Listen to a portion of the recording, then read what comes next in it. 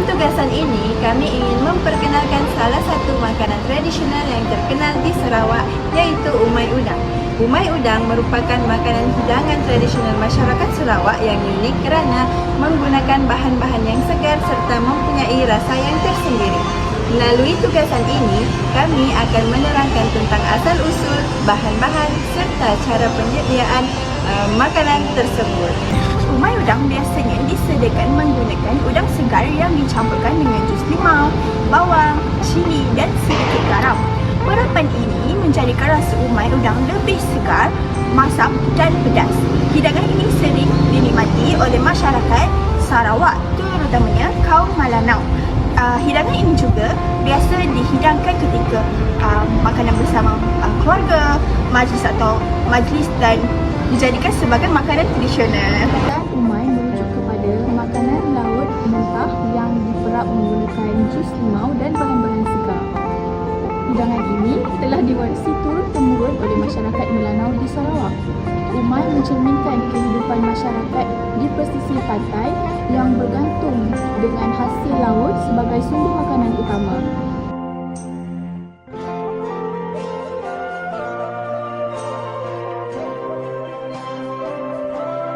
Bahan-bahan yang kita perlukan ialah udang. Seterusnya adalah bawang merah, bawang putih, halia, cili padi dan limau. Kemudian kita perlukan daun ketumbar dan tomato. Yang terakhir kita perlukan garam.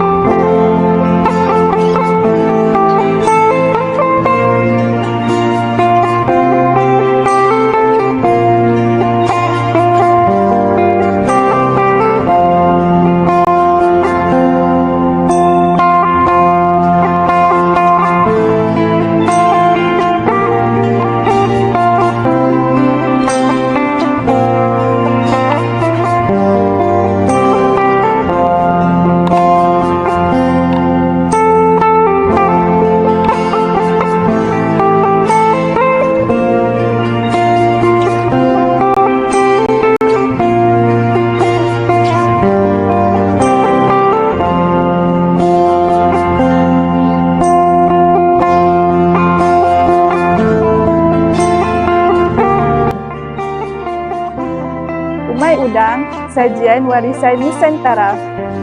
Nan Yaman.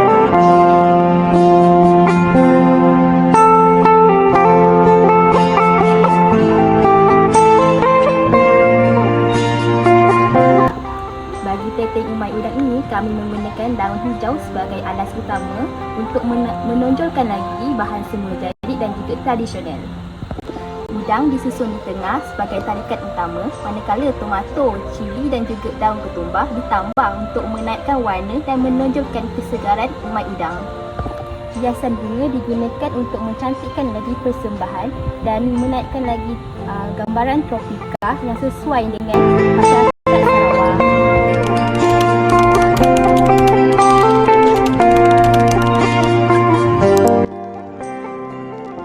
Umai dianggap unik kerana ia tidak perlu dimasak menggunakan api.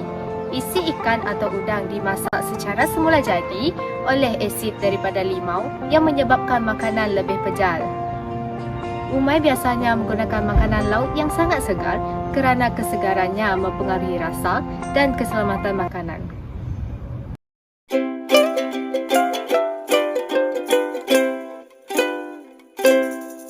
Melalui projek penyediaan umai udang ini, kami telah memperoleh banyak pengalaman dan pengetahuan baharu. Kami bukan sahaja mempelajari cara penyediaan hidangan tradisional yang unik, malah mempelajari sejarah dan nilai budaya yang terkandung di sebaliknya.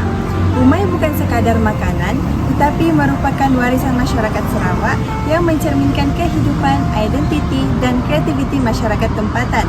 Selain itu, projek ini turut mengajar kami nilai kerjasama, komunikasi dan pembahagian tugas dalam kumpulan. Setiap ahli memainkan peranan masing-masing, bermula daripada penyediaan bahan, proses memasak, sehinggalah kepada penyusunan dan persembahan hidangan. Kerjasama yang baik telah membantu kami menghasilkan hidangan yang bukan sahaja enak, malah menarik dari segi persembahan. Sekian dan terima kasih.